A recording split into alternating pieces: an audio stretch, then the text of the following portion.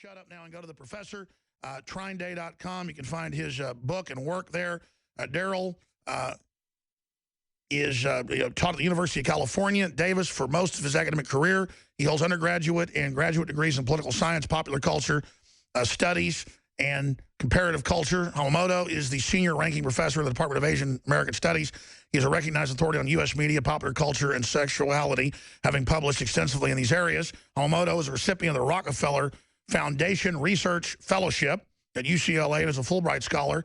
His current project is a volume that outlines the principles of the New World Order theory. He teaches a class on this and is directed to the current generation of college and university undergraduates in search of alternatives to the dominant foundation-guided corporatist curriculum. Now, that said, that's a mouthful, but that's what this is. And you got me from the outside telling you what I see. He can tell you from the inside. Good to have you back, my friend. I just played some of those clips. Is it cresting or is it just starting? Is this the beginning of the Maoist-style Red Terror or the Soviet or jackbooted brown shirt Nazi bizarreness? I mean, this is crazy. It's good to be back, Alex. Good to be back with you and your audience. You know, my perceptions and yours square up almost identically. And I refer to this process as weaponizing the student body. There's a twofold meaning in that. One is that the students are being used as a tool or a weapon against discussion, against dissent, against dissenters, against unpopular, or actually I'm a very popular professor, but they're used as a weapon against professors such as myself who don't go along with the politically correct orthodoxy. And the second meaning of weaponization is that these creatures that we're seeing on these YouTube postings, their bodies have been weaponized. You've talked many times about the sodium fluoride. That's only part of it. According to an environmental scientist by the name of Lauren Murray, these undergraduates are being hit with heavy, concerted, programmed doses of EMF. They're being heavily controlled by social media in general. That's right. Screen time on record reprograms and brain damages. It does. In addition to that, we have been subjected to, involuntarily, we've been subjected to experiments such as this famous social contagion experiment that was launched by Facebook. And their team of behavioral and social scientists wrote a paper on it, a social science paper, an academic paper, and they were completely unapologetic about it. So this is like you're saying, it is a program. It's the students are in an electropharmaceutical gulag, and it's no accident that whatever campus you go to, it's the same program, it's the same scenario. You have these subsets of what you could call the crisis actor that we saw rolled out in Sandy Hook, and now they've been deployed. Sure, you've got the populations. You've got the Soros-connected railroad head who's got his son out there triggering and running the whole op. Exactly. So they got just a few of their operatives. They're then given media attention. They're then the victim, and then they then lead the sheep to slaughter.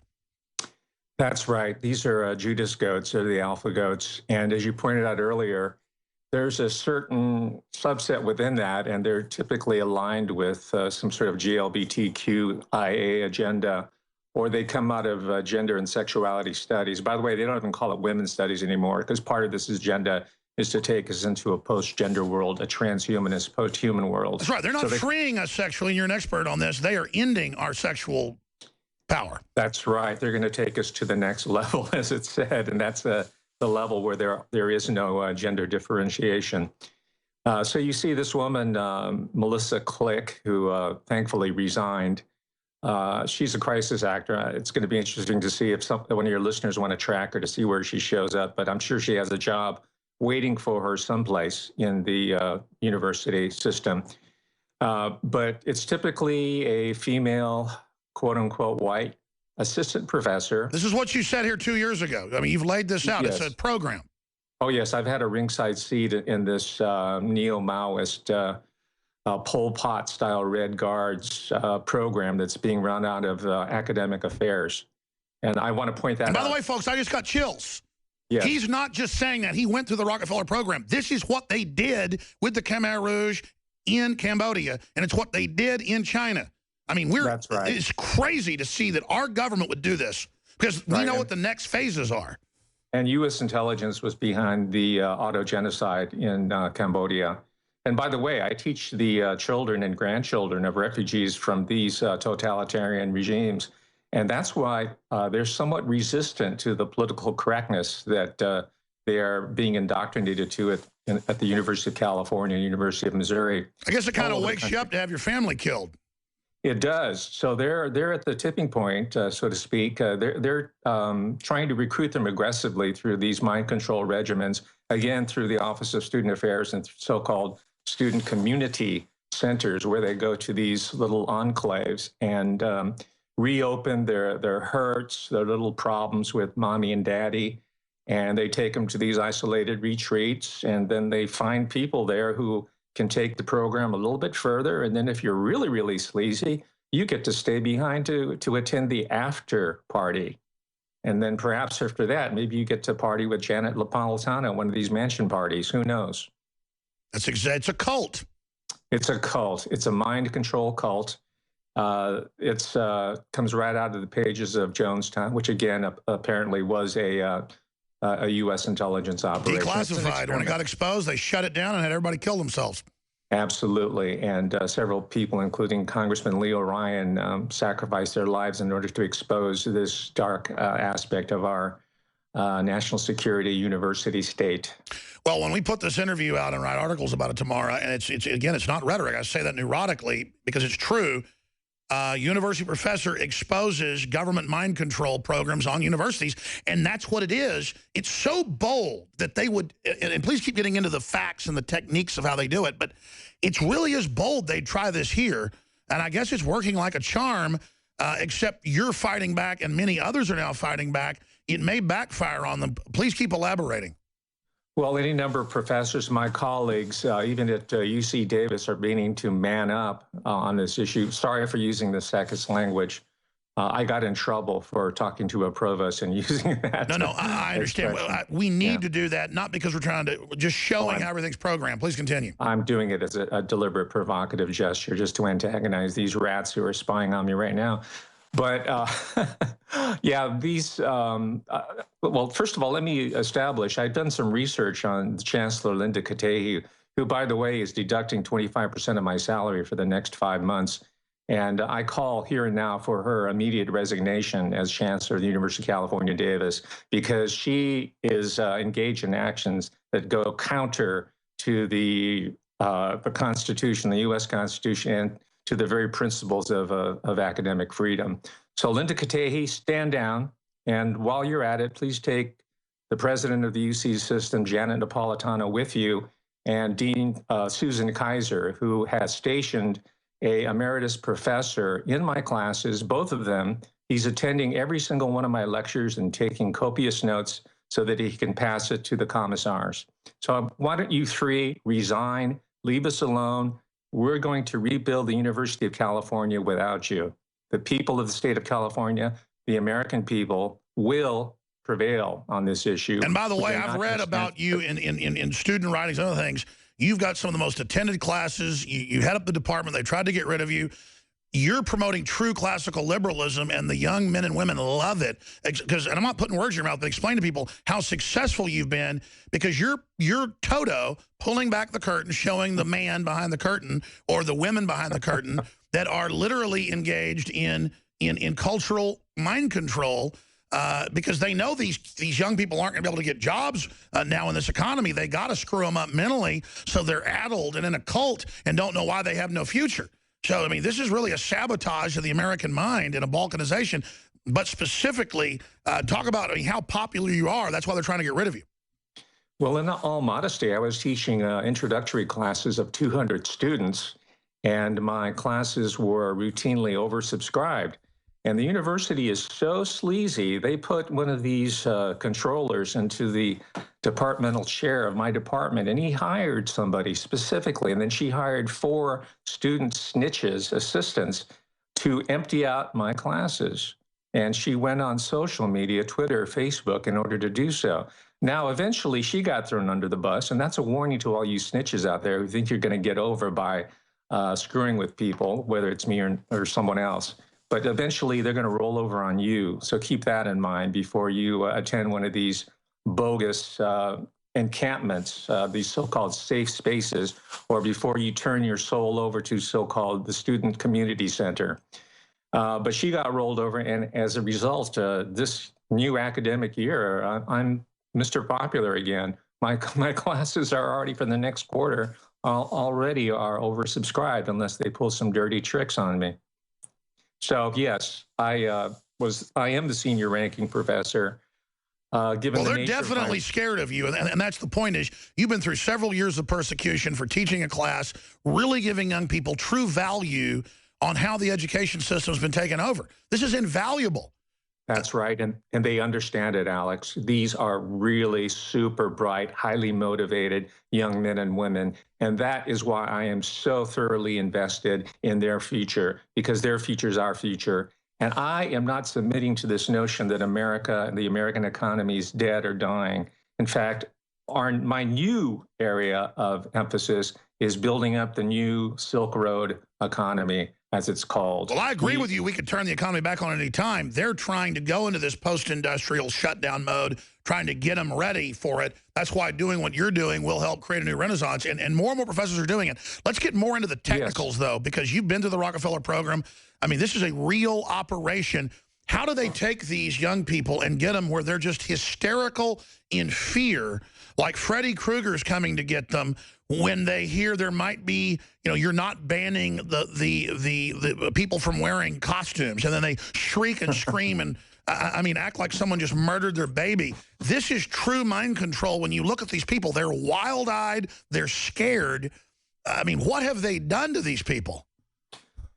Well, first of all, they have to hire a ethnically correct leader, a vice chancellor to head the student affairs unit, and that covers everything from athletics to food service to the so-called student community center.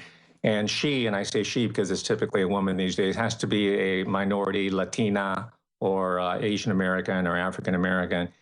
So she's there, she's in place, and then she staffs the entire operation with people who are sympathetic to the agenda. And the agenda, by the way, comes from the Pentagon. It comes from the Department of Defense. It doesn't come from the University of California. It definitely doesn't come from the professors. And we have a principle of shared governance, which has completely been discarded. So they have that. And at the ground level, they have, at the Student Community Center, we have a brand new building on our campus here at UC Davis. And what they did is they threw all the true student activists out of the operation. And they put these people who are maybe in their late 20s, early 30s, who always wanted to be popular when they were undergraduates. Apparatchiks. And they have apparatchiks, correct. And they have a master's degree, it's just a graduate degree to administer the 18 and 19-year-olds who are looking for legitimately a social cause. They want a better society. So they role model them. They put them in. You know, just like if you want to corrupt an 18-year-old woman to make her a prostitute, you put her in with a 20-year-old who guides her into it. They just get them ready to pimp them directly in. Stay there. This is inside intel, folks. Key info. A whistleblower. We're on the march. The empire's on the run. And one way you can still vote is with your dollars and with your support. That's why it's important to support professors like Professor Darrell Hamamoto, who's been threatened to be fired, had his pay cut, being harassed, to tell the truth. But I can tell he's more alive than ever, because that's really the sustenance of life, is telling the truth. But when you do spread the word about free speech, when you support true classical liberals, libertarianism, whatever you want to call it, when we take back the real mantle of Renaissance and enlightenment and culture away from these tyrant control freaks and their minions, we begin to turn the tide against this new dark age the system wants to bring in. Now, I'm done ranting. I apologize. I've been ranting. I'm going to go back to Professor Hamamoto here at TrineDay.com. You want to find his publications. Professor, you got cut off getting into how they technician things, how they break it down, how they stable the young people, how they run them through, how they peer pressure them, and just young people. I mean, it's like even my kids. You know, they're in school, 13, 11, and 7. Other kids learn how to be mean. and then my kids sometimes want to be mean back. I try to teach them it doesn't matter. You'll transcend this, you know. Live your own life. Find the few people you like. Get along with them. It's the same peer pressure cult, and they kind of keep that going into college, into the workforce, everywhere else. But I've learned if you tell children, but also young adults about this, like you're doing, this is how you're being programmed. This is how you're being socially meant to feel bad if you don't submit to this, and then you feel accepted. Tribalism, what you naturally need, cultural, by submitting to this. This is a fake culture. You need to find true culture with real people and free association that does transcend race, religion, region, you know, ethnicity, all this stuff. True free market of ideas. So I'm done ranting. Get into how the technicians operate. You've got the floor pretty much for the rest of the hour. I want you to break it down. Major whistleblower from UC Davis, head of the Asian American Studies, persecuted for years, telling the truth. I want you to get back into how they do it, but also I'd like to ask you somewhere in there, how did you begin to wake up? Was it when they put you through the Rockefeller program, or were you always somewhat awake? And then where do you see this going? Go ahead. Well, to answer your last question first, I was, even as a young person, and by the way, they start tracking you in elementary school. There's a reason why a certain group of kids are always taking these little standardized tests, reading, mathematics, very early on. And today, the so-called STEM program identifies students in elementary school. And that's one of the reasons why Jerry Seinfeld's daughter came back with that canned response about moving back to New York, because it's a program. And a lot of these students who are trained at UC Davis and other places at the so-called Student Community Center do what's called outreach. That's a red flag word right there, outreach, to the elementary schools and to the junior high schools and high schools. So by the time they come to the university, they've already been primed and they've been pre-selected so far as the leadership track is concerned. Now, within that, there's a pincer movement between two student constituencies that are being used. And you can tell by the amount of resources that are being allocated to these areas. And you can also tell by the identification. For example, Linda Katehi, the chancellor at UC Davis, she's an engineer by training. And by the way, she holds 19 patents for antennas. And antennas are key to this whole EMF regime that's part of the mind control system. But she has declared herself as part of the gender and sexuality studies, even though she has no academic expertise in the area. So that's a big area. It's the GLBTQIA department and programs that the so-called student activists are being recruited from. And those are the people that come into my class most recently in a sexuality class that sit in the back, and you showed a video earlier, and they start questioning you aggressively. They try to sweat you. They'll wear little fright wigs, little purple wigs, and just all of a sudden spontaneously, as if they were mind controlled, which they are, and they'll start spontaneously asking you these questions. All you have to do is break them down individually, and they begin to crumble. Another technique I've known is said, yeah, come up to the stage, to the front of the stage. Here's an open microphone. Tell me what you want to see in this class. And they have nothing. They have nothing. By the way, this is a technique that a lot of comedians, stand-up people like Seinfeld, will use. They'll just turn the light on the heckler, and they don't have anything. They're there. They have a program. So getting back on point, we have the GLBTQ mafia that's out there, and the other mafia is the children of illegal immigrants.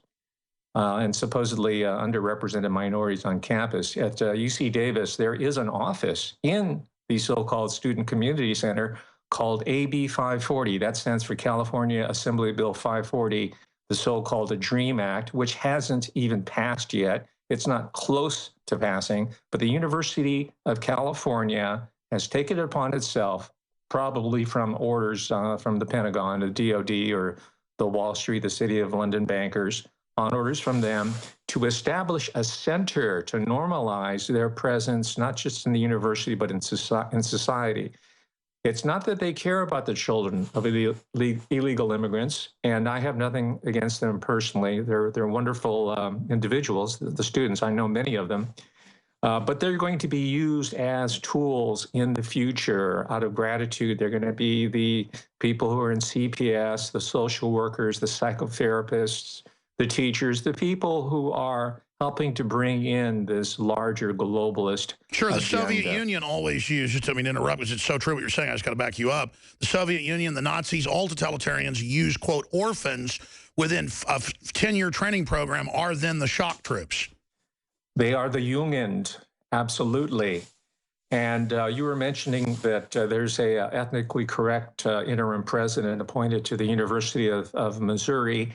I call that process whereby administrators and certain faculty, including assistant professors who need to show that they're quote unquote down with the students in order to get tenure. I call that flatmail, as in flat catchers. And this comes from Tom Wolfe. This is the common strategy.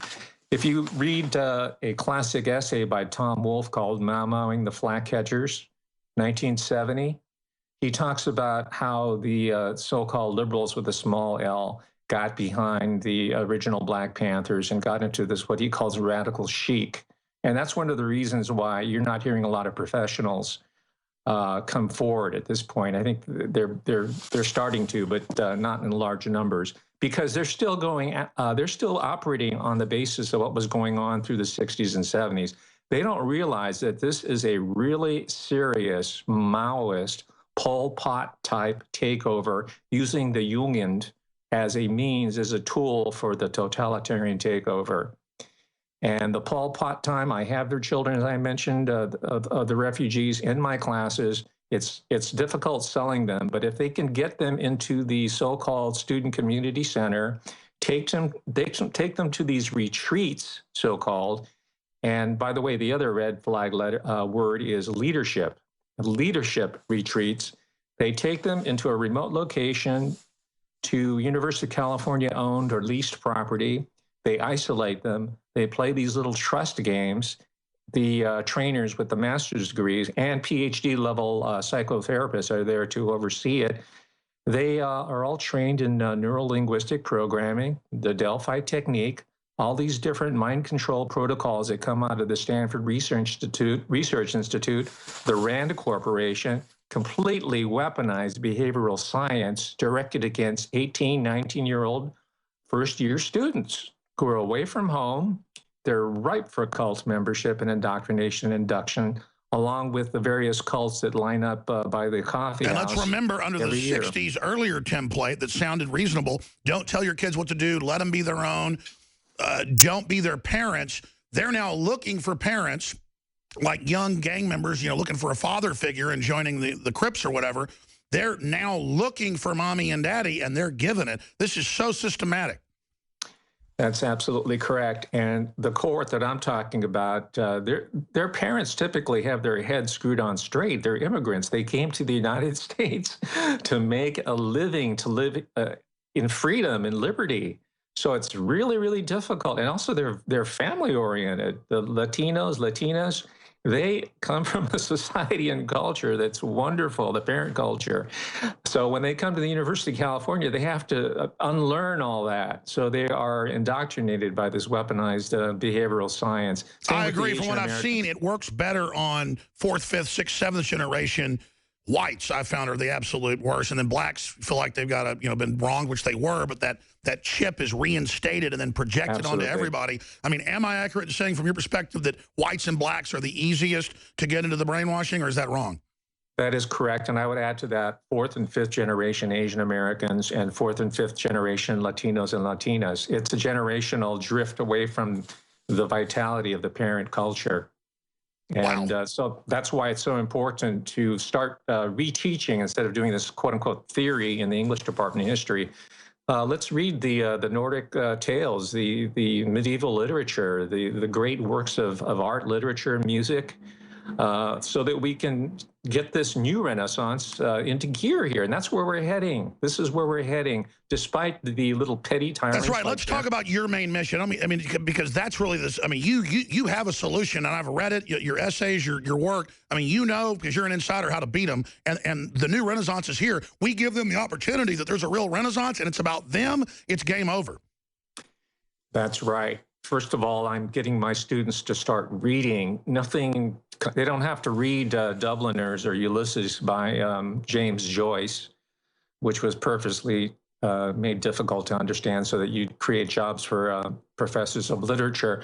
But even popular literature like Michael Crichton, I mean, before he was, well, let's say he died, okay, before he expired, he was really, really getting into the heart of this bioweaponization system with his novel Next and A State of Fear, where he took apart the whole fake environmental scare, and he even had a bibliography in the back of his book and an author statement. Now, this is a man who has a medical degree from Harvard Medical School, and he's a hugely popular writer. So I get to say, please, we're coming up to Thanksgiving and the winter holidays, read a novel. And even if it has to be J.K. Rowling, the Satanist, read it with a certain eye. If you want to read Tolkien, that's fine. If you're a ringer, fine. But understand the occultic and the social and cultural engineering and the Tavistock connections to these forms of mass mind control. By the way, one thing I found common to a lot of the current generation of students, and this is true not just with Americans, but I also taught a course this summer for Fulbrighters. And so these are the best and brightest of young people from all over the world. There's one common literary source that they all share. And this is something that needs to be looked into by people in the English department or comparative literature. They've all read Harry Potter, all the volumes. These were the kids that stood in line until midnight waiting for the next volume to drop. They've all read it systematically. So there's something there. This could be like the Catcher in the Rye of the current millennial generation.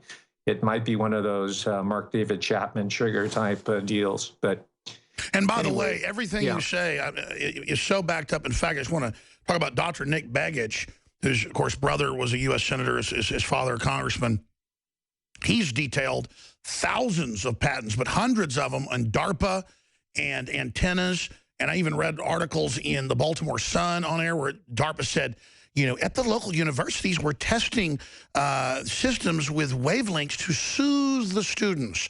So when you bring that up, I don't know how much you can go into. It sounds crazy, but we're in 2015. He says, don't worry about the fluoride in the water. That's bad enough. That, yes, they are in selective areas testing, and we know it's patented for decades, literal wavelengths with frequency pollution. And then I look at the students that come out and protest us, the Maoists, they have tattoos of Mao on them, black, white, you name it. When I look at the student that was attacking the professor, they're at Yale at the Free Speech Summit, they can't walk. They're kind of falling down. They look crazy. Their eyes don't point the right directions. And I don't go off a book's cover. But when I went out to this pro-life demonstration, and literal people showed up, black, white, you name it, they all looked the same, spiritually wise. They were like, well, the white people almost had like green skin. They were all wearing black. They would stumble into me and like, but they all pulled up like in, brand new black Jaguars and stuff, talk about the activist chic. And then we went and tracked them because we got a tip. They're like at the police review boards with the UT professors literally setting up like a communist takeover and admitting it. I mean, it's just like, that's who the elite are going to put in charge, is like weirdos stumbling around saying they love Satan that can hardly walk. I mean, there's something going on. Like, is it spiritual? Is it chemicals? What are they doing to these? I mean, we know about MK Ultra and the Unabomber, at Harvard or whatever it was with the CIA MK Ultra program. I mean, he was in that, folks. That's LA Times. I'm kind of ranting here. It's just, I'm noticing something that they're like zombies. Have you seen that? Absolutely. They're EMF zombies. As I told you before, Chancellor Linda Katehi has 19 unique patents on antenna technology to her name. It's not an accident that she was put in this position, because the University of California, Davis also has a close connection, an intimate connection with the Los Alamos nuclear labs and the Lawrence Livermore. Edward Teller thought UC Davis was one of his favorite campuses.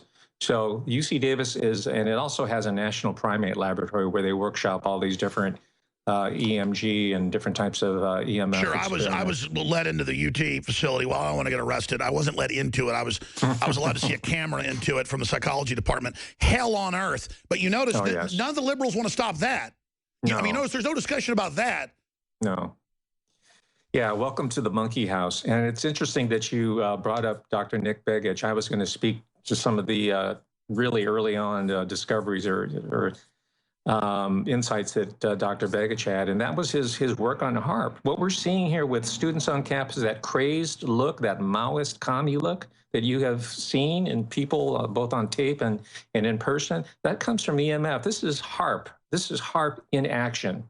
So, ladies and gentlemen, if you think this is the HARP project there is just for our enemies, foreign, it's really for the people, the American people, and they're hitting our young people the most. We know about the psychotropics. I was going to mention Dr. Peter Bregan's great work on psychotropic drugs. We know that a large percentage, if not most of the young men and women are on some form of very powerful hallucinogenic drugs. They should be taking nutraceuticals, vitamin supplements, and they also should be taking mandatory gym classes. That's one of my suggestions. We need to bring back PE, K through 12, through middle and high school, and also through the college and university, so people can start getting. Well, plus they have no social skills too. I mean, are you seeing that? That's right. They need to learn how to be true team players, not Maoist, Pol Pot type zombie players. Wow. And so, yeah, it's definitely HARP. I think that's something that needs to be looked at much more closely. Last academic year, a portable, very, very powerful portable antenna showed up, and people were talking about it, then it kind of went away. But they're experimenting with it. They're putting in new lighting systems, supposedly smart lighting systems, you name it. And by the way, that's even in USA Today, that it can be used to transmit data back and forth, but also to calm the police officers in Minnesota where they put it in first. And they just put out like it's like Rasmussen poll. National poll, should we arrest global warming skeptics? It's just kind of like, oh, the lights calm the police officers. I mean, we're not making this up. It sounds fantastical, but it's all really going on. I mean, I remember 6 years ago, exposing stingray systems, and they wouldn't admit they were there. Now everybody's like, oh, of course there's secret cell towers grabbing everything. I mean, it's just, I'm telling you, it is a fantastical time to be alive. As scary as it is, Professor, isn't it exciting that we are conscious and trying to figure this out? I mean, it's an adventure. It is an adventure. I am so glad, happy, honored to be here in 2015, joining in this battle with you and the liberty-loving people in America and around the world to take back our civilization. And we are going to win, because all I have to do is talk to the gang stalkers individually, and they melt, they break down. The programming just disappears. It's not that strong. Because you've got humanity, and it's electrical. Exactly. They know I'm real. They know I'm sincere. They know I don't have an axe to grind or a hidden agenda.